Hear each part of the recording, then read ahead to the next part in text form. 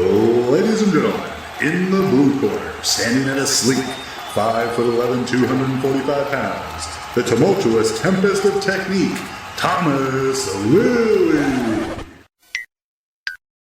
And in the red corner, at a curvaceous 5'11", 315 pounds, the jovial juggernaut of judgment, John Cheryl Sheridan. A meeting of the masters of mastication. Turn your attention as they delve deep into all things lifting and more. This is Peak Speak. Anyway, we are recording, so welcome back. And the sultry, seductive voice you hear is that of Sam Williams, our primary editor-in-chief. Welcome, my friend. I like that you said primary editor there, like we have a secondary editor and like maybe we have other functions in this. Yeah, it's a media team. Yeah, I give some episodes to the cat to edit, you know. Yeah, that's like when I take myself to lunch and the gym pays for it and I call it a director's meeting. Yeah. It's like technically the truth. But. Or what we all used to do on Instagram when we had our own gym and be like head coach and owner John Sheridan. It's like, yeah, I still do that. It's in my email signature. And actually, I think it says director of coaching because I stole that term from Jamie Smith. I was like, that's actually a really great term. I'm taking that. I wish we'd be truthful and just write everything. Head coach and owner, team janitor, fucking everything. Yeah, toilet cleaner. Exactly. There used to be this trend when I was, in school making like digital show reels and stuff to show off what you've done. And then you do like an end credits at the end of your own show reel. And so you would just be your name. Like, this is Sam Williams show reel. It's like texture artist, Sam Williams, like modeling, Sam Williams, animation, Sam. It's just like this credit roll of just you for 20 seconds. So good. Yeah. I just recorded before we started recording this, updated version of an RPE video that I like send to all my clients, and I did one for strength training and one for endurance stuff. And in the strength training one, I just used bits of photos of people lifting, all burly people. And in the endurance one, it's all photos of me. It's like photos of me running and or riding. And then the one at the end is me pulling a weird face that I screenshotted from a deadlift video that I forgot I put in there until I got to the end of my own presentation while recording it and went, oh, yeah, whoops, I forgot I put that in there. Had a little laugh at myself and then press end. It was great. Nice. Nice. So we're celebrating 250,000 downloads. Thank you. Yeah, which is crazy. It's such a, like, what'd you say it was, Sam? 5 years or something? 5 years and 7 months, I think it was. 5 years. Which makes it actually like 6 years and 7 months because Thomas and I recorded, was it the first 4 episodes of Peak Speak in your apartment in Queensland when we were there for 2017. Yeah, and it was like at the end of fucking 12-hour comp days, you and me sitting at your kitchen table recording those episodes. That was fun times. We sat on them for 12 months and did nothing until Sam came along with some actual skills and helped us do it. It's pretty good because we got 100,000 just before we did 100 episodes. Now we're at 250 and we haven't done 200 episodes yet because instead of recording once a month, we record once every 6 months. When Thomas's busy gym empire schedule allows him time to deal with us peasants. Thank you for sticking around for the ride. Wait, us or the listeners? Well, both.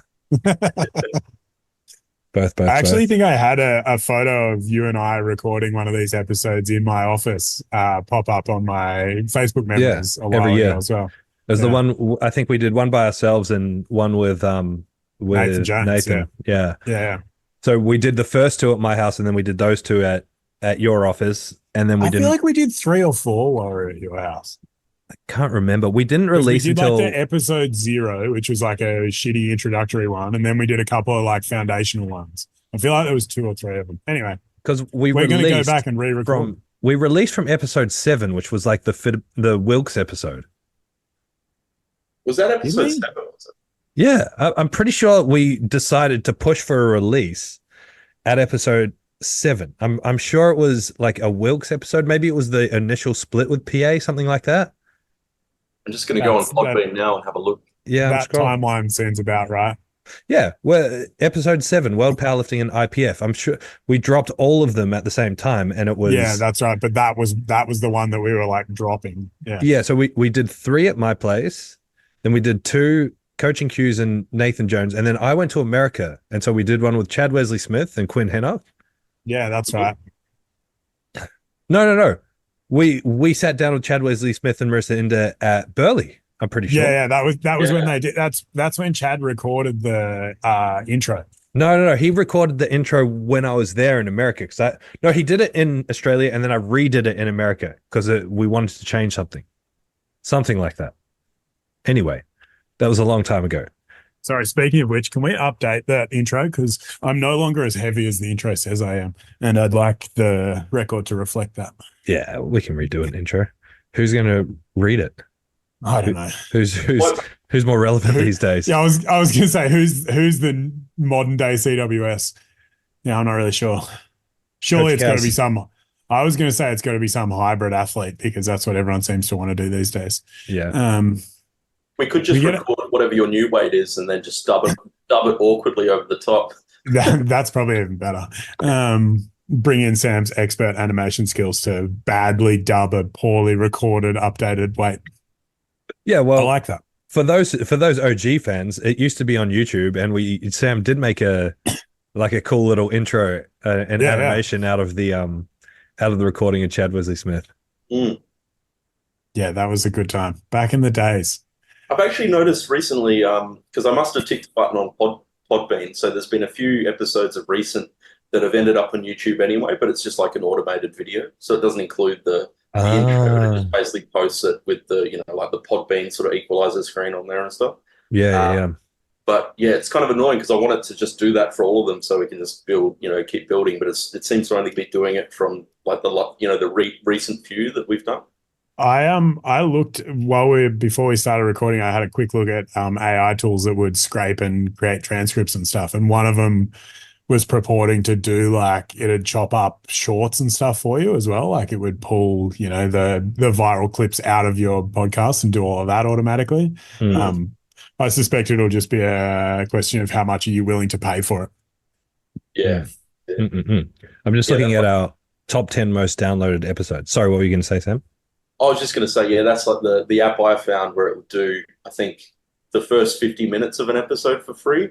And so that's where I pulled those notes that I got out of that one. Yeah. Yeah, for some reason I only started at like episode 95 or something, so I'm not sure what the reason was, but yeah, could be interesting. Well, our most downloaded episode ever is the first episode, Powerlifting Systems. I guess that's people who surely that's just a case of it's been there long enough, right? Yeah, because there's a few early ones, like introducing ourselves is the third most, and then the second episode, the importance of coaching, is like the fifth most. And then most of them all of them are within the first 100. Yeah. I mean, that's when we were doing it most consistently.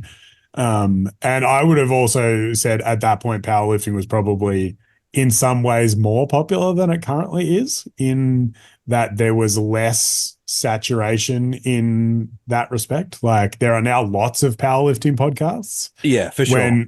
When we started doing Peaks Peak, there was one other unnamed powerlifting podcast that was run by someone whose name rhymes with Mil Turkman and Smalix Bays. And it was on all measures inferior to us anyway. So we squashed them quite convincingly, which is what powerlifting podcasts are about, in case you didn't know. It is actually a competition. And absolutely. So far, as far as I'm concerned, we're winning, and that's only because I refuse to look at any other data that suggests otherwise. Yeah, I wonder what even are the powerlifting podcasts in Australia these days? Well, there's like the Strength Culture boys. I know. I don't know if Strength Culture you'd count as a powerlifting podcast though. Yeah, probably not. Ben, Mac, and Nick, someone else, Nick Adrian do a podcast. There's a few others around as well. I mean, I can't answer this question because I don't listen to powerlifting podcasts. In case that surprises anyone, I primarily listen to podcasts that aren't related to powerlifting. Or more general fitness ones. And while I've had this time, as you two Google ones, mostly I'm listening to cycling related podcasts at the moment, which would probably surprise no one. But That's I'm where just we're at on in the, life. I'm just on the Apple podcast now, and it's not arranging by Australia. So of course it says Huberman Lab is the top fitness and health podcast. Ugh, Um, yuck. But What do you got against Hubie? I've just seen him bring on some real serious charlatans in the last little while and purport a lot of their information to be fact. although Um, So I just looked up powerlifting specifically, and it says the top results are the future is female powerlifting, and then secondary it says Pig Speak, but I don't know if that's just based on my search results. Then it says powerlifting podcast, but it seems sort of unbranded. Powerlifting for the people, Squat University, and then Dave Tate's Table Talk at sixth. Surely we're not above Dave Tate's Table Talk. maybe not in everywhere, but it wouldn't surprise me greatly if we're In Australia. further over than Dave in Australia. Yeah. Yeah. Yeah. Well, because I'm looking at the Zero podcast statistics now, and like Peak Speak does a lot better than the Zero podcast. Yeah. Take that, Zero. Exactly. Motherfuckers. Dogs. I don't know how to use Podbean real well. Like That doesn't surprise me. it's different on this. Statistics, maybe episodes. Oh yeah, there we go. It's funny when you look at our all time, and it's just like almost like a perfect bell curve. It's like started at nothing, and then we sort of hit the top in sort of 2020-ish, and then it's been a downward trajectory since then. Yeah. The Zero one's funny because all of them have like 300-400 downloads, except for Tom Hardy, which has 5,000 downloads, which is like almost double the biggest Peak Speak episode. Surely that's because Tom Hardy went and spent money to get fake downloads. It strikes me as a Tom Hardy move. He's killing the game. He just, that's it's still, I maintain, one of the greatest pranks I've ever pulled was sitting at a Boxing Day test, day 2 of a Boxing Day test with a bunch of my best friends.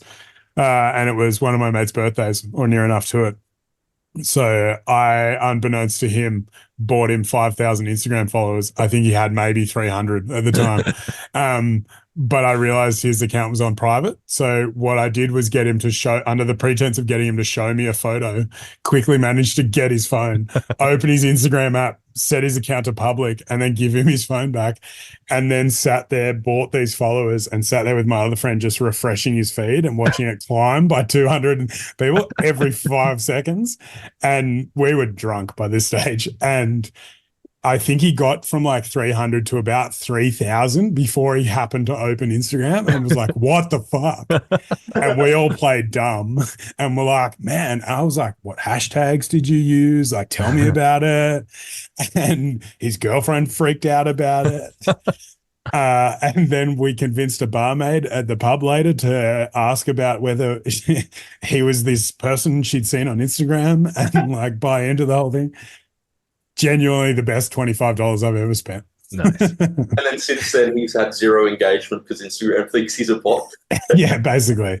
He learned pretty quickly he had to put it back to private. But also I think Instagram does a pretty good job over time of culling bots these days. Slowly, but yeah. It's a fun prank to pull. That's Nice. perfect.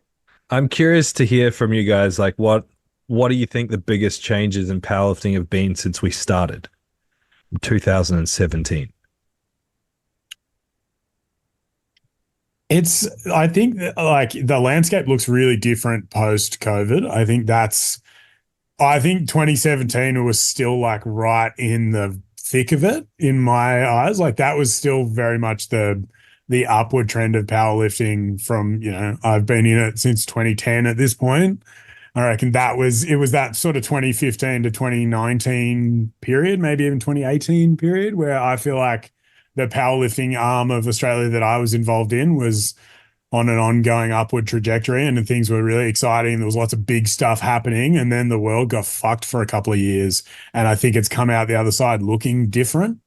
I think better overall. Like I think the future's bright in many ways and I think it's a lot better. But I think the big one is it's just a shift in Like I think it's easy to say it's a shift in the politics and federation bullshit, but it's the same shit just going on and on with different fucking acronyms in front of it.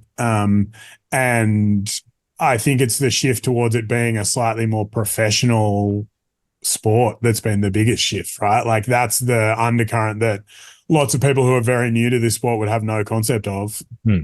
You know, we talk about how modern powerlifters are fucking spoiled because we've been to national events where the one monolift was on the platform and you weren't allowed to use it in the warm-up room, and you had to fucking walk upstairs while wearing knee wraps to get to the platform and a bunch of other shit like that, right? The landscape's very different in that respect, but I think that is underpinned by the sport becoming more professional because of people like you and the Zero crew, Thomas, who are the Zero and the APL crew, who are turning it into a proper professional, legitimate thing, right? Like we said before, recording about JP's Strength Fortress Team Champs comps, like that is a level of professionalism and engagement as a sport that I don't think we've ever seen in powerlifting in Australia. I think people have tried and talked about it, but I don't think it's ever been actually executed very well. And I think that's probably the biggest change from my eyes. Mm-hmm. Yeah. Sam, from your perspective, I mean, like, I know you haven't been, how would you describe yourself? Powerlifting fan, enjoyer? Enthusiast. Yeah, I guess I've sort of done a couple of novice comps, but I've never done, that I've taken way too seriously, but I've never done the actual, for a fed or anything, or, Without wanting to, didn't you hit one of your biggest ever deadlifts wearing fancy dress? Yeah, like in a pumpkin or something? And two, without wanting to ascribe labels to you, Sam, I refer to people like Sam that I coach as recreational powerlifters. Yeah. People who are like, enjoy being involved in and around it, like doing the occasional comp maybe, but like sort of peripherally involved in it, as opposed to being powerlifters who are the ones who are, that's the next step into competing more seriously and that kind of thing. Yeah, that's probably how I describe myself. Like I don't strictly train powerlifting. I'll do some powerlifting and then I'll do more, just bodybuilding program for 6 months, and then I'll be like, oh, I should try deadlifting again, and then I'll sort of flip flop between them. I just love training and trying to get in shape and stuff. So, but I think probably from my point of view, I don't know if you guys agree with this, but I feel like, every 5 years it becomes, you get more unlikely types of people into it that perhaps, 5 years ago wouldn't have even heard of the sport. And now you see, like, every comp I go to, there are much, heaps more elderly people competing and mums competing. And it's become more of like hate this word, but it's like sort of tied into a holistic lifestyle sort of approach thing, rather than like, I listen to Disturbed on repeat and just squat until blood comes out of my nose sort of thing. So I feel like that sort of is always changing every 5-10 years. I also think from the coaching point of view, I feel like nowadays it's a lot more common to see, particularly with all the apps and stuff that are coming out and AI-driven things, that people will sort of be coached by, a brand rather than an individual. So it's like, rather than so-and-so's coaching me, it's like, I'm coached by like Zero or, another brand. Like, everyone's sort of expanding into, rather than like individual-based coaching, it's more like a whole package sort of deal. I don't know if I'm right in saying that, but seems to be a lot more sort of brands, a lot more AI, a lot more tech-driven sort of stuff, subscription sort of packages. I don't know if you guys agree. Yeah, I agree strongly, especially with the demographic shift. It's funny you mentioned the elderly people, because that's kind of uniquely Australian.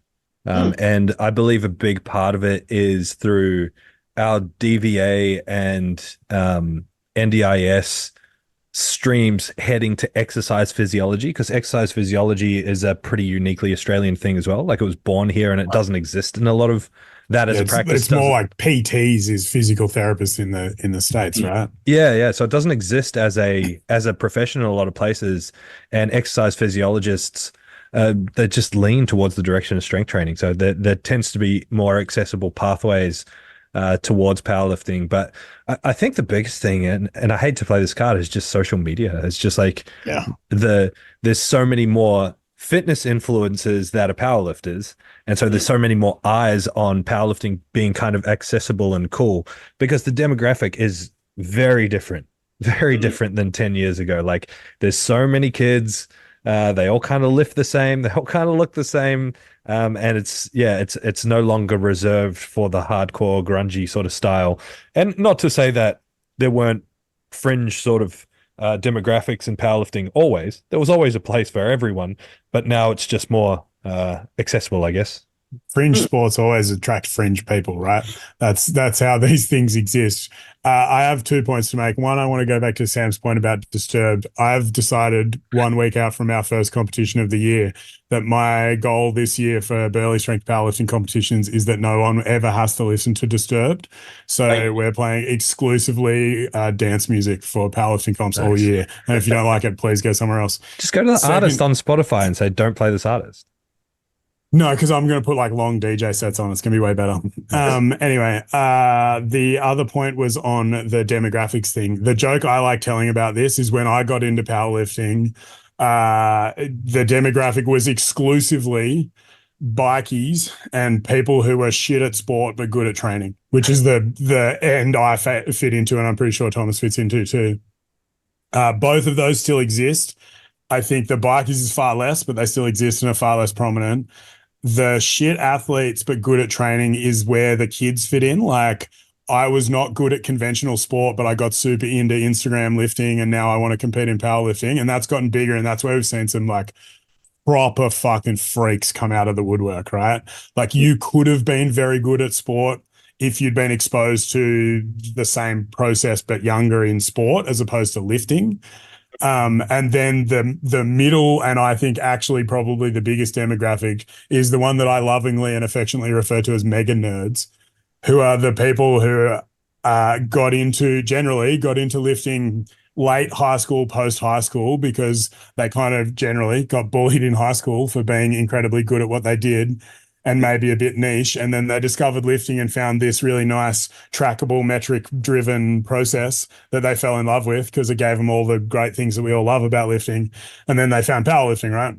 Mm-hmm. And so the demographic has shifted enormously, and I think much for the better, right? Like, I think powerlifting is in general a much better sport to be around than it was when we started. Certainly, like, the comps I went to in the early 2010s were a different experience to what you go to now, right? And I think in many places, but not all, sadly, powerlifting is a far more accepting sport than it ever has been.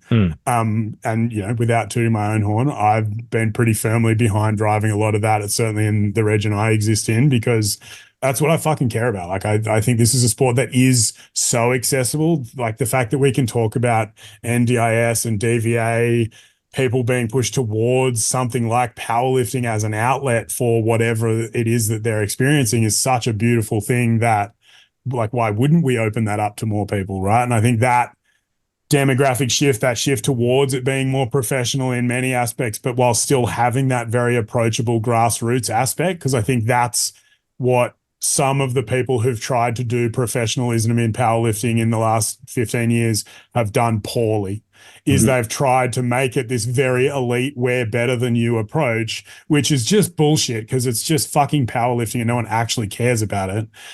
But also just puts off all of these people who would already be a bit intimidated by the sort of gym you turn up to compete in a powerlifting meet.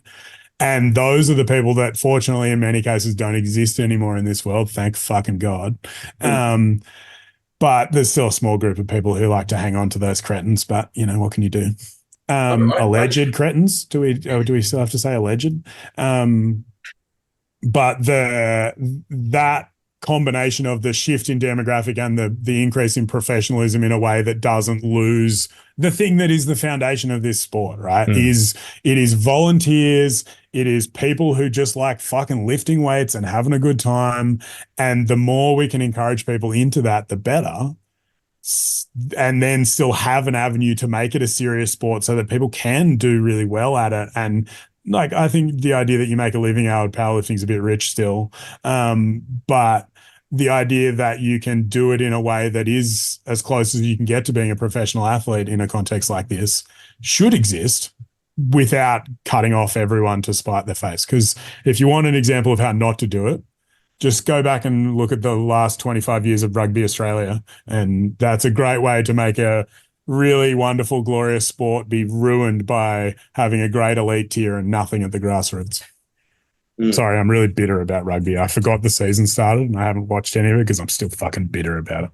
It's all right. I was just going to say how I do love, like what you guys have done with sort of opening it up to all audiences. And I don't know if it's just within the echo chamber I'm in, but I feel like powerlifting as an observer, like, is much like really open to all sorts of people and really encouraging, and all of that stuff from the past about, all this like angry intimidation and all this sort of crap has seemed to sort of drift by the wayside a bit. And you see all sorts of personalities that are involved in it.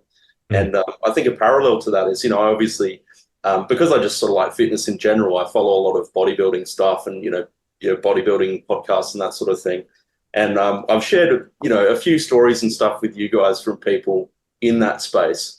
And I feel like they've actually got a long way to go with this sort of stuff. Like I see lots of like toxicity in there. And a good example, like without going sort of too political on everything, but I can't even remember. Recently there was like a men's wellness thing in Brazil or something.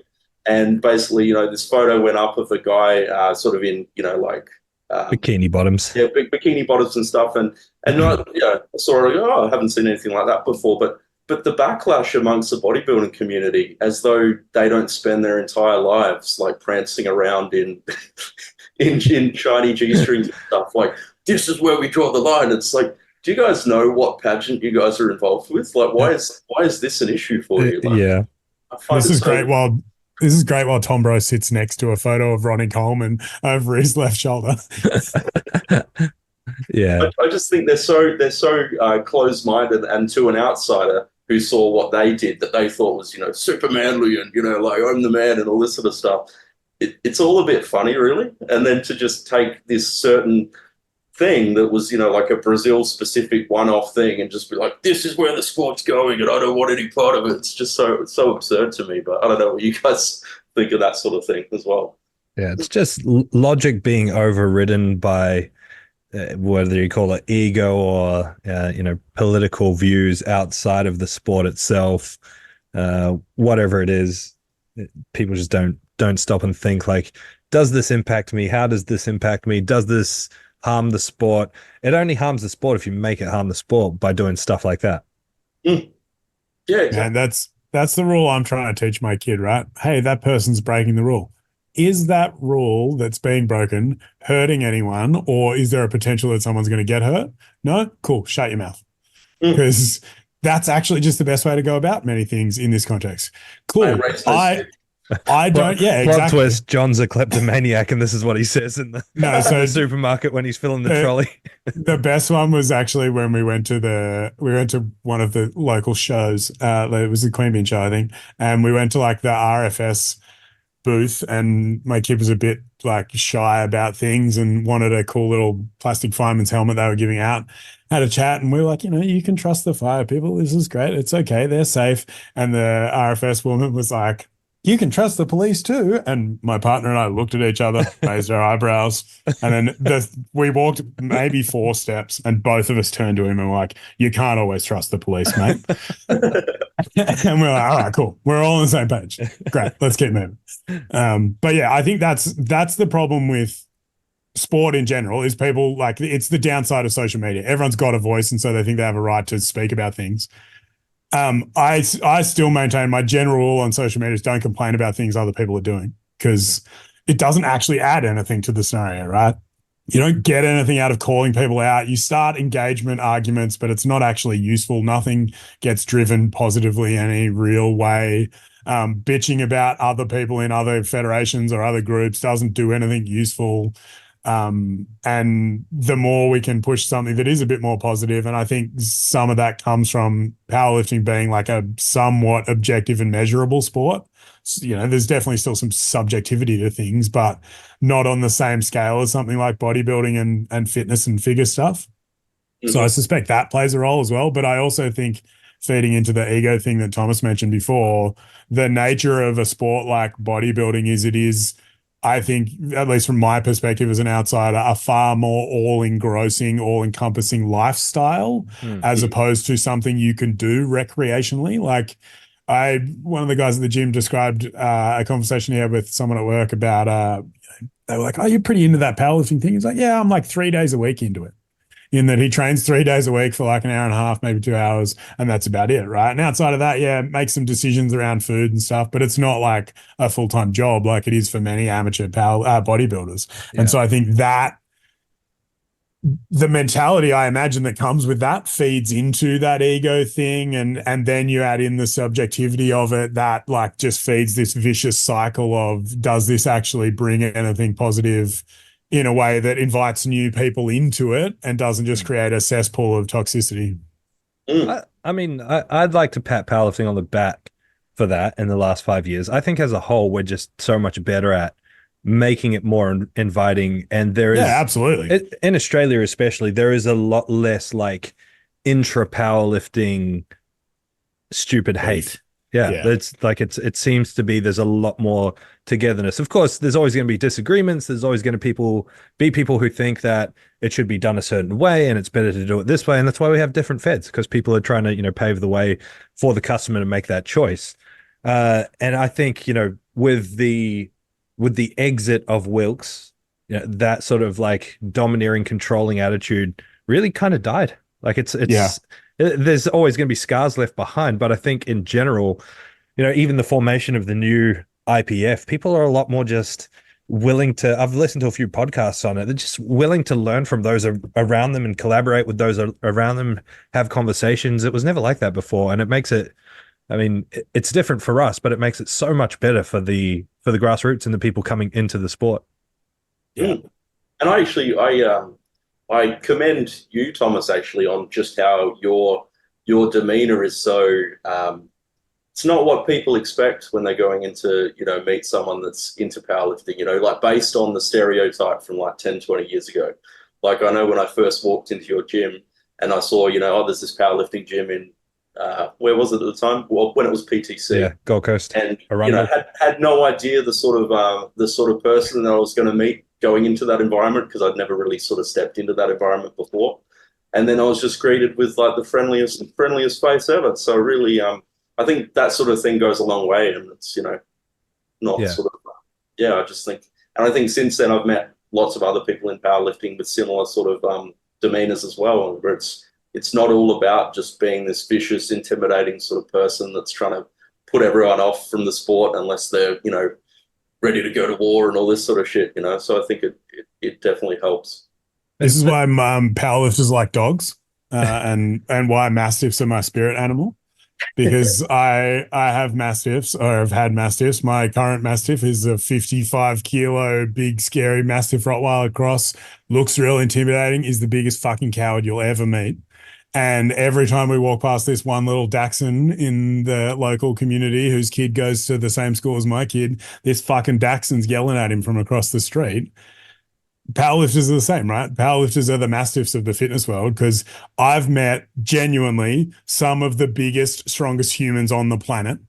Mm-hmm. And without fail, 99.9% of them are the loveliest, most gentle, wonderful humans you will ever meet, because there's something about getting that deep into being really big and strong that you get to a point where you're like, I just don't have anything to prove, and I'm okay with being calm and relaxed about this thing because I've done that and I don't have to prove myself to anyone. It's there and you just know it, right?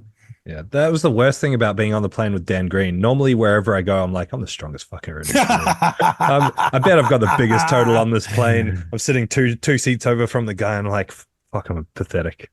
Yeah, dude, this is why I tell people like Sam who are getting into powerlifting for the first time that it's really important when you get into the powerlifting world that you maintain a core group of what I refer to as civilian friends. Because when you get into a sport like powerlifting, you very quickly have exactly that realization. Yes. Holy crap, I suck. I will suck forever. I should have started 15 years ago, and 12 years ago, I should have started taking testosterone, and I still would have sucked. Why do I do this? I put all this effort into it. It's become my identity, and I'm miserable. And then you go home to your friends and you're like, oh, I benched 100 kilos today. And they're like, oh my God, 100 kilos. You are amazing. Yeah. Like, oh yeah, cool. That's right. I live in a world where I walk around at the moment. I'm like 124. I feel quite small and like agile and slim. I'm like, no, I'm like average height for an Australian male and 45 kilos heavier than the average person. And I forget that I'm like 1.5 times the average human because Yeah. I live in a world where I'm not actually that big. Yeah. Yep. The ebb and flow of body dysmorphia. You travel to like Southeast Asia or a Like, fringe I European am country a giant. when Yeah. where you're a monster, and then you go to like the Arnolds and you're like, I'm the smallest guy here. Dude, Bye. I met Hathor and Brian Shaw. Like, I've met the two genuinely biggest humans on the planet. Like, I just don't need to meet anyone else. I know I'm not a big person. It's Yeah. fine. How ridiculous are they in person? I imagine insane. Dude, I met Hathor in a strip club at 4 a.m. in Melbourne wow. on an Arnold's weekend because we were all out partying after Pro Raw. That was, I think, the biggest party weekend that Pro Raw has ever seen. And a text message went around all of the powerlifting crew that Hathor was at so-and-so strip club. And so we all jumped in Ubers and went and met Hathor in this strip club. It was great. Nice. All right. But genuinely biggest human I've ever seen. Like, inhuman is the only description I have for it, right? Like, I thought I'd seen some big people, like I'd seen Benny Magnuson and like a few of that, like the Russians, like Kirill and those dudes. And I'm at Hathor and was like, oh, okay. That's big. I reckon the biggest person I've seen in person would have been Dylan Hellriegel at Dylan's very large. You saw him at his biggest as well. Yeah, that was a large person. He was gigantic. It was like 175 or something. That's great. So when I met Hathor, he's like, what is he, 2 meters tall or something? Yeah, he would have been 200 kilos. Yeah, he was peak strongman career, like 200, 205, like just fucking insane, dude. I can't describe it with words. The feeling of being like an over average sized human and being like, holy fuck, I feel like a child. Life must suck being that big. Yeah, dude. I look back at me at 145 and I'm like, God, I was miserable all the time. Yeah. All right. Well, what do we think? What do we think we need to do to continue to innovate powerlifting and make it better for the next? I was going to say 5 years, but if we start in 2017, I mean that's been 7 years. It's crazy. For the next 7 years, what do we need to do to continue to innovate powerlifting? I think it's the continual push towards it being professional and well organized and well run, despite there still being, factions, for lack of a better term, in powerlifting in Australia. Like, yeah, it's not as bad as it was, or certainly not as bad as places like America, at least the impression I get from places like America. So that continuing to be a thing that can be done well in different ways, like you said, Thomas, where there are people just doing a different product, but it can be a thing where we're all inherently trying to grow the same sport. And I think if we can all remember that, then that's probably going to be the most important part of it. But I think there's also, with the factions comes the ability to have this different opinion or different output of how it can look, right? Like the great example I mentioned earlier is JP and the Strength Fortress team running this team champs over the weekend. So it's Monday. They'd run it Saturday, Sunday. It was like a 2-day meet. They had like a qualifying bracket and team scores. Like I can't fully explain it. And you should absolutely go and check out all the JP stuff for that, because I genuinely think that's one of the coolest things I've seen done in powerlifting across any federation in Australia in a decade. Like it's the first time I've seen someone put together something that seemed like a genuine, attempt to make it interesting in a way that isn't just somewhat predictable battles for second and first, like, because that's kind of what the factions of powerlifting have created in many ways, is this chasm of middle ground between the top 1 to 6 lifters in a weight class and the middle 6 to 50. That chasm is the big problem in many ways. And I think something like this is the first time I've seen it bridged in a way that like seemed to be really cool. I didn't follow it all perfectly, but I know JP and Billy well enough to know that they run a fucking tight ship and are doing really good things down there. And to have someone put all of that work into a format that just really hasn't been done before, I think is that's the sort of shit we need, right? Is people who are have been around long enough to know what it's come from and have now got enough fun, exciting ideas to continue to make it grow and not just rest on our laurels of this is what's always been done, right? Which is way harder than it sounds, because when it has always been done a certain way, you just assume that it's good enough. You just assume that it doesn't need to change. And this was the challenge I had rewriting the APL rulebook. Is like, I'm looking at these rules and I'm trying to read them from every different perspective and be like, why is this a rule in the first place? Yeah. Because there's so many rules that I've spoken about in rulebooks when I'm training refs over the last 5-10 years, whatever, where you're like, oh, this is a rule because equipped lifters used to do this. Like, okay, well, why is it still a rule? Like, why are we keeping this stuff around? And I think we need to do that with the sport as a whole. So like, Andrew Blackwood, he's an adopted Aussie. He's an Irish guy that came and he trained at Strength Culture for a while, and he lived on the Gold Coast and trained with us for ages. He makes funny videos on Instagram, and he put one out the other day just about like floating the idea of a two attempt meet. And I was listening to it. I'm like, that could actually be really cool. That could actually work really well, just in terms of like spectator experience, in terms of the speed of the meet, in terms of how much more you can make a spectacle out of it. You're not rushing to get through everything because it's going to make everything so much quicker. I reckon it could be awesome. So I want to give it a crack.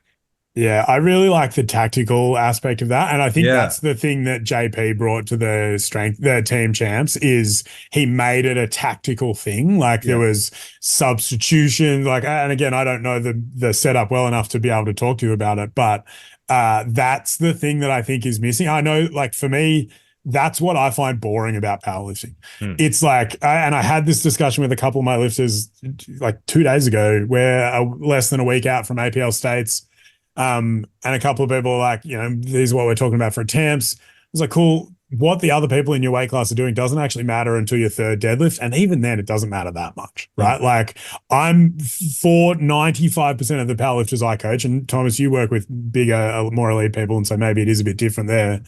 But in my experience with most people, what anyone else is doing doesn't matter until you get to deadlift 3. Yeah. Right? Because it's just about put up the biggest subtotal you can and then deadlift for a place. But when you only get 2 attempts, like you got way less chance to fuck things up. So you got to be a bit more aggressive, which I like.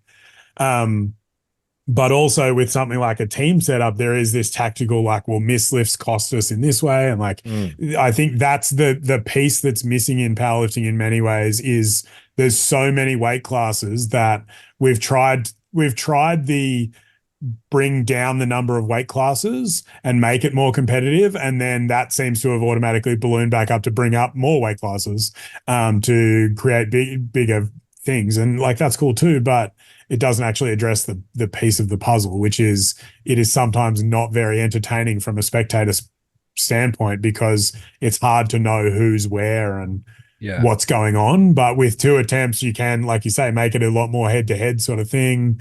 I think if you were going to do 2 attempts, actually, and the thing I maintain, I do at all my novice comps, is kilo jumps instead of 2.5 kilo jumps. Because with 2 attempts and kilo jumps, you're then in a position where like no one tires, right? You'll never have a body weight tire because no one in their right mind takes the same attempt when you've got 1 extra kilo, because every powerlifter I've met has convinced themselves they've got 1 extra kilo.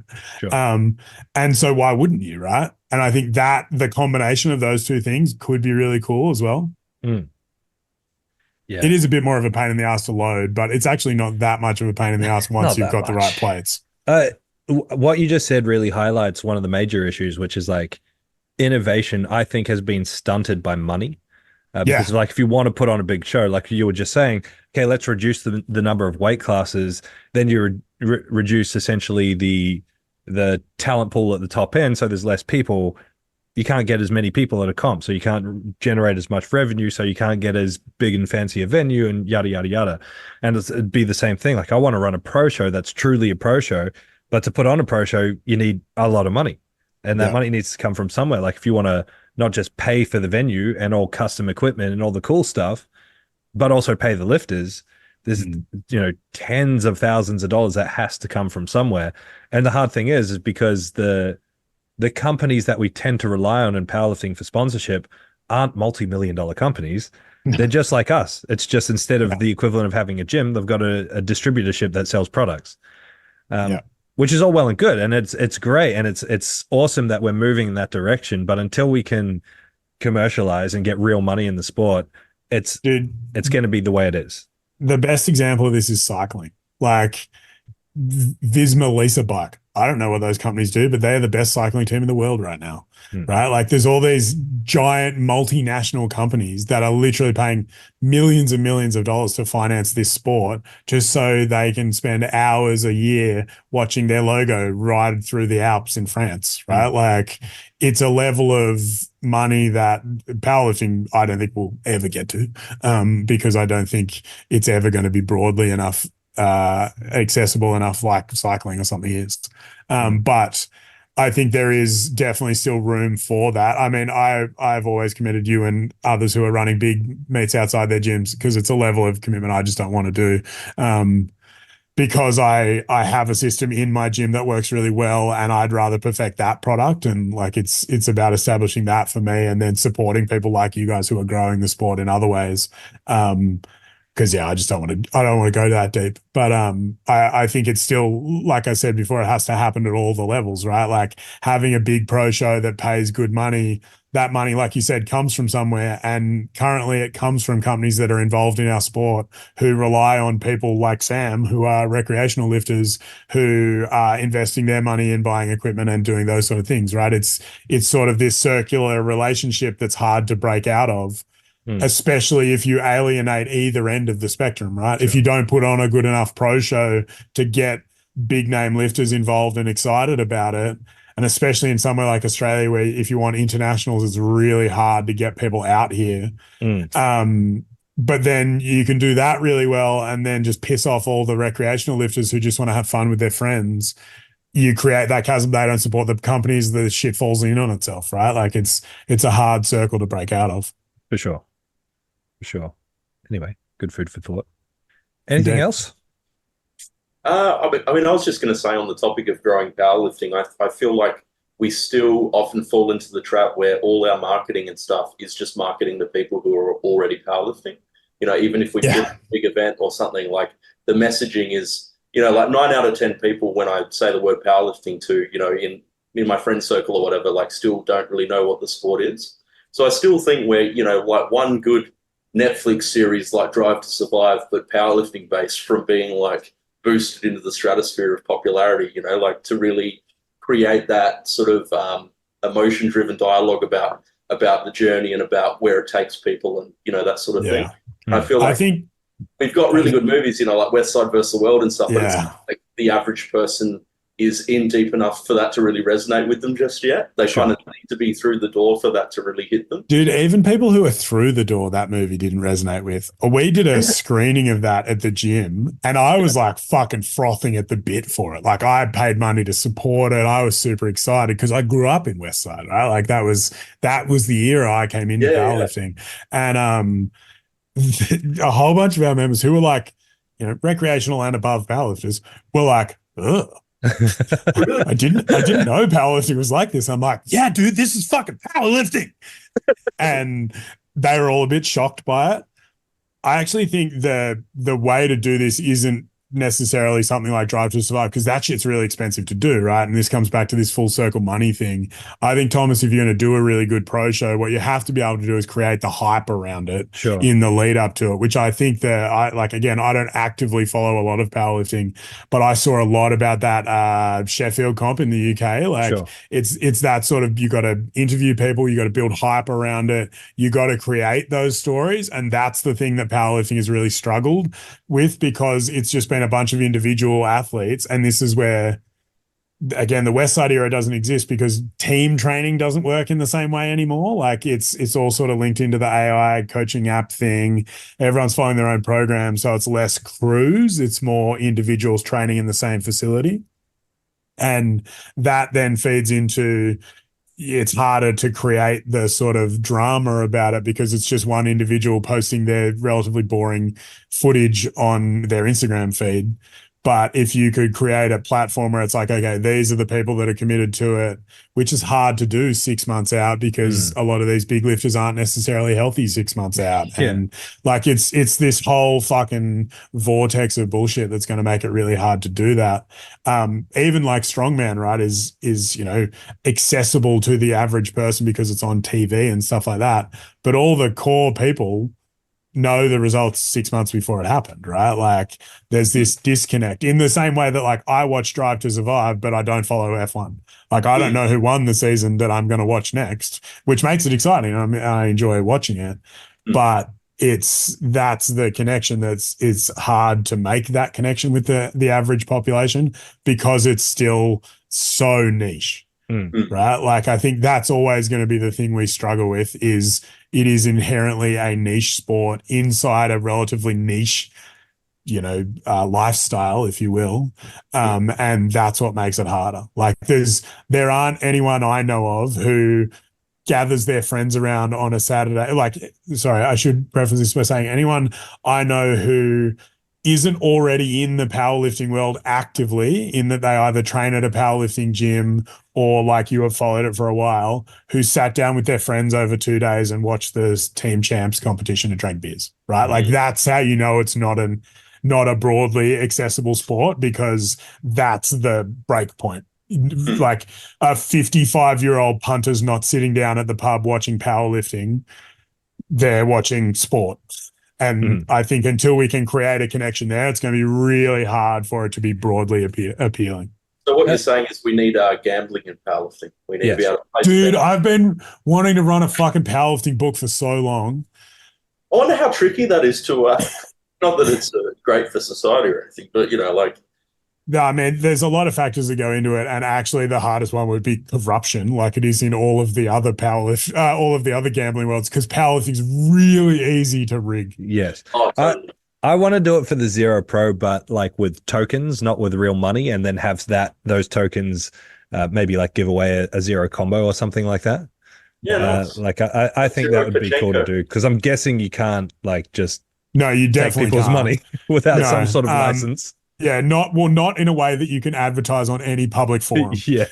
That would be super illegal. I think even if it was like a raffle that you enter or something, like you have a big enough following that I would look into that on the legality end before you do anything proactive about it. Because no one needs you to be put in jail for tax fraud.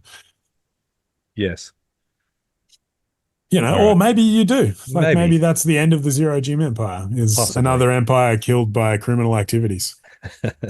Empire? Are we calling all of them empires? No. I think yours is probably the first real empire. I think the rest of them have been, weird dictatorships at best. All right. I think that's a good place to end. Excellent. Goodbye, friends. Thanks for coming. Thanks for See you coming. guys. Bye. Bye.